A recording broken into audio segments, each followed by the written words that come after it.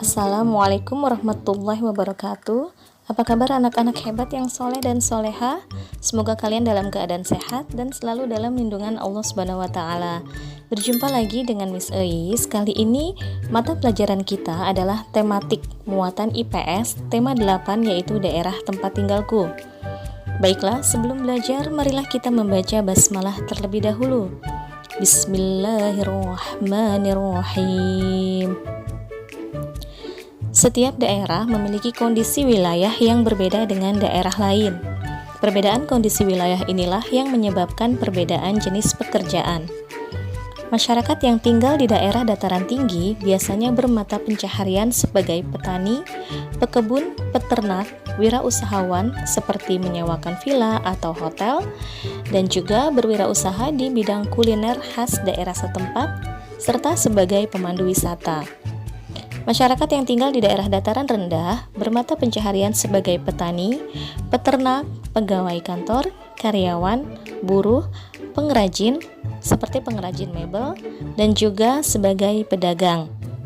Barang yang didagangkan bisa berupa hasil pertanian, kerajinan, dan peternakan. Ada juga yang bermata pencaharian sebagai pekerja jasa, contohnya seperti jasa ojek, sopir, penjahit, montir, guru, polisi, atau dokter. Lalu masyarakat yang tinggal di daerah pesisir atau pantai bermata pencaharian sebagai petani garam, nelayan ikan dan fauna laut. Ada juga nelayan rumput laut, berbagai makanan dengan olahan rumput laut mengambil bahan baku dari mereka. Lalu ada juga yang bertambak udang dan beternak kerang mutiara yang digunakan sebagai bahan pembuat perhiasan. Dan ada juga pekerja jasa di bidang pariwisata seperti penyewaan penginapan, cottage, villa atau hotel, serta bisnis restoran dan rumah makan. Keragaman kondisi daerah dan beraneka jenis pekerjaan di dalamnya menyebabkan munculnya kegiatan ekonomi. Apa sih kegiatan ekonomi itu?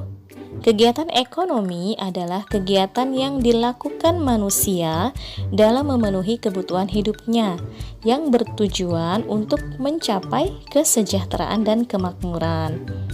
Kegiatan ekonomi terdiri atas produksi, distribusi, dan konsumsi. Kegiatan produksi. Kegiatan produksi adalah kegiatan menghasilkan atau menambah nilai guna barang atau jasa, ataupun mengolah bahan mentah menjadi bahan setengah jadi atau barang jadi. Orang yang melakukan kegiatan produksi disebut produsen.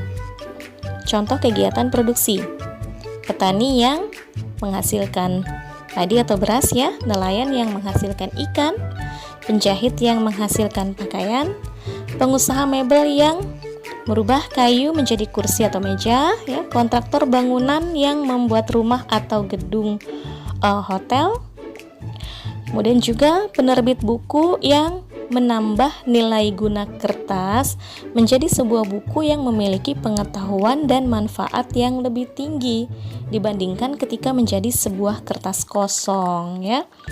Tujuan kegiatan produksi adalah menghasilkan barang ataupun jasa yang dapat memenuhi kebutuhan konsumen. Lalu kegiatan distribusi. Kegiatan distribusi adalah kegiatan menyalurkan atau mengantarkan barang atau jasa dari tempat produksi ke konsumen. Orang yang melakukan kegiatan distribusi disebut distributor. Tujuan dari kegiatan distribusi ini adalah supaya barang atau jasa yang disalurkan tersebar luas kepada konsumen yang membutuhkan, serta memastikan produk diterima oleh konsumen dengan baik. Coba deh teman-teman bayangkan jika di sebuah desa desa penghasil buah misalnya itu tidak terdapat jalur distribusi yang baik, apa yang akan terjadi? Kemungkinan yang akan terjadi adalah hasil dari produksi buah tersebut tidak akan mencapai ke konsumen yang membutuhkan dan akhirnya hanya akan membusuk dan menimbulkan kerugian bagi petani selaku produsennya.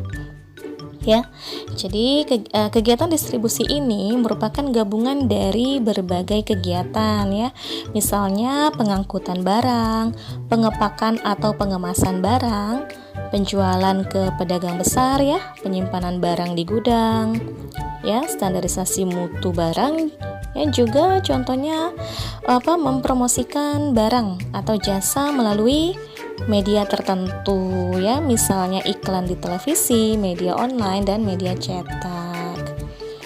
Oke, kita ke kegiatan konsumsi. Kegiatan konsumsi adalah kegiatan menggunakan atau memanfaatkan nilai guna barang atau jasa untuk memenuhi kebutuhan. Orang yang melakukan kegiatan konsumsi disebut konsumen. Ya, contoh kegiatan konsumsi adalah penggunaan listrik sebagai sumber daya untuk menerangi rumah di malam hari, pemenuhan kebutuhan makanan dan pakaian. Oke, kita lihat ya skema kegiatan pembuatan mebel ya. Kita ambil contoh mebelnya ini adalah ya kursi ya. Kursi ini terbuat dari kayu. Sebelum menjadi kursi ya, ada proses pengolahan kayu terlebih dahulu. Kayu ini diambil di hutan jati, di mana pohon jati ini sebelumnya sudah ditanam oleh para petani hutan. Dan pohon jati yang ditebang ini adalah pohon jati yang sudah siap panen. Ya, dan penebangan ini juga sudah mendapat izin dari pemerintah setempat. Setelah itu, kayu yang sudah ditebang dijual kepada pengrajin atau pengukir furnitur ya. Kota apa yang dikenal sebagai kota ukiran dan penghasil furnitur? Ada yang tahu? Ya benar, kota Jepara di Jawa Tengah ya. Oke, lanjut ya. Setelah itu pengrajin menjual furnitur ya yang sudah jadi ke toko furnitur ya, dan pada akhirnya dibeli oleh kita sebagai konsumen. Setiap kegiatan pada skema tersebut ya melibatkan berbagai pekerjaan, di antaranya sebagai berikut. Yang pertama, pada kegiatan produksi ya yang terdapat di gambar 1 dan 2. Ya, jenis pekerjaan yang termasuk dalam kegiatan produksi adalah petani hutan dan para pekerja yang bertugas menebang pohon jati ya. Oke, lalu yang kedua adalah kegiatan ekonomi distribusi yang ditunjukkan pada gambar 3 dan 4. Ya, jenis pekerjaan yang termasuk dalam kegiatan distribusi tersebut adalah sopir ya yang mengangkut kayu dan mengirimkannya ke toko furnitur ya, dan penjual furnitur ya. Ya tadi pada kegiatan distribusi itu sudah dijelaskan ya, melibatkan berbagai kegiatan ya. Oke, lalu yang terakhir kegiatan ekonomi konsumsi ditunjukkan pada gambar 5 ya, yaitu orang yang menggunakan kursi yang sudah dibeli tadi, yaitu. Oke teman-teman, demikian tadi materi yang Miss sampaikan ya. Semoga bermanfaat. Baiklah, mari kita ucapkan hamdalah bersama-sama. Alhamdulillahirrabbilalamin. Terima kasih sudah menyaksikan videonya. Assalamualaikum warahmatullahi wabarakatuh.